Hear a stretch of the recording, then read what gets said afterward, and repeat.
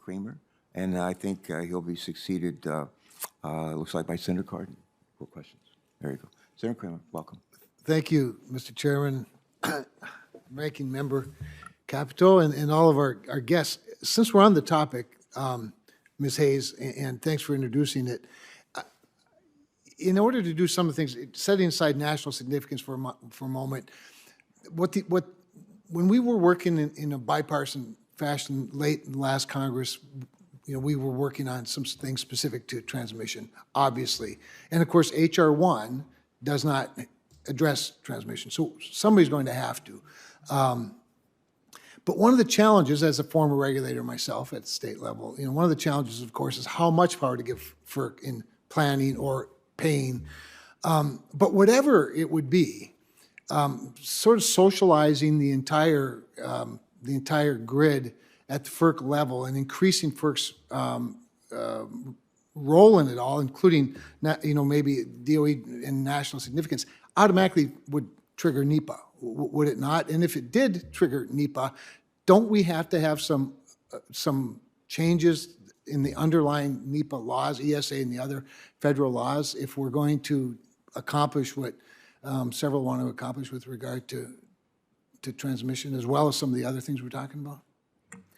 Thank you for the question. You're right. Any consolidation of jurisdiction over high-capacity lines at the federal level would need to be coupled with streamlining the permitting and siting process, as you noted. Right now, such lines can go through multiple federal agencies, as well as multiple state agencies, and local governments as well. So for these larger lines that have larger benefits to the region, that should also be coupled with the idea that it should take 5 years. We can certainly talk about each of the components of the NEPA process or other environmental reviews, but so often we end up playing whack-a-mole. So instead, if we look at it from beginning to end, to get 5 years to that notice to proceed, which is what is needed before we can start turning dirt and putting steel in the ground, that would be very helpful to get these much-needed facilities installed. I hesitate to ask, but I'm going to anyway because my curiosity. I'm just interested in anybody that can help us find some ground where we acknowledge all the things you've just said, while at the same time paying close attention to the importance of a state's rights. I mean, as a state regulator, I loved citing transmission lines up to the Minnesota border, but I resented it when Minnesota cited them to the North Dakota border and then said, take it from here. So is there some sort of balance that's doable, that recognizes both the goal, but also, and on the pay front for sure, the socializing the costs across a broader area than uses the electrons. Give me your genius and find us some common ground.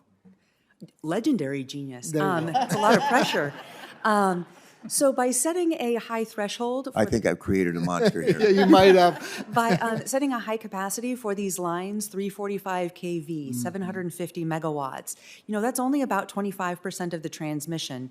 And then once you layer on having it cross 2 states or 150 miles, now you're down to something, much less than that. So, I've seen numbers around 10% of the transmission.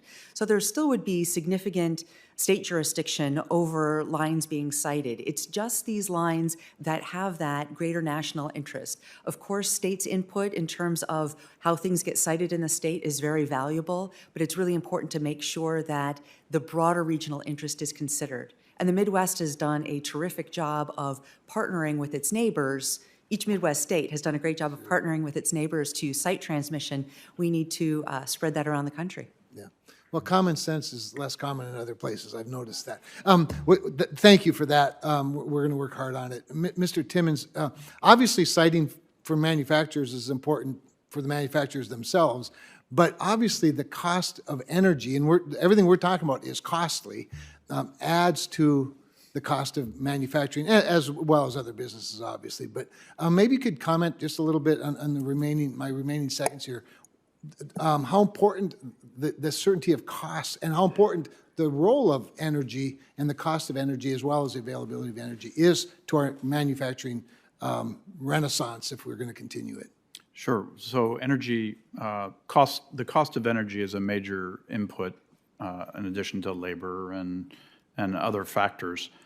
So the more plentiful, and we would like to see the development of all forms of energy to drive down the cost of doing business here in the United States. It's a pretty simple equation, quite frankly, Senator. If we are able to be competitive, think in terms of tax, think in terms of regulation, think in terms of infrastructure, which this committee and Congress has addressed. If we're able to drive down those costs, we can be competitive and we can produce anything in this country. I think during the pandemic, we saw very clearly that we needed to make more products here in the United States. And we needed to make sure that the next dollar invested was here. And the only way to do that is to make sure that we can control our costs. Permitting reform will help do that. You're welcome. And Senator Cardin, you're next, please. Well, thank you, Mr. Chairman. Let me thank all of our witnesses. What I really enjoy about this committee is that we really try